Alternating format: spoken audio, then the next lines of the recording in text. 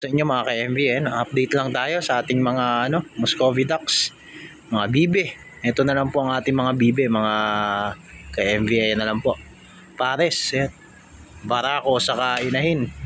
At 16 pieces na grabe, matatakaw na mga sisiw.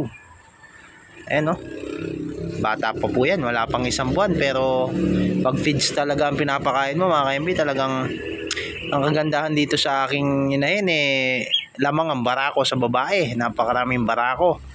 Kaya happy na naman ang pagpasok ng taon na to. May mga panghanda na naman tayo sa mga darating na okasyon. Ayan, nakagandahan ng pag-aalaga. Para ka lang nag-iipon. Syempre, special bibe. Karne ng bibe, napaka-special. So ayan, maganda lang sila panoorin habang pinapakain. Magastos pero okay naman, nakakalibang mga ka-MB. Yun ang update natin.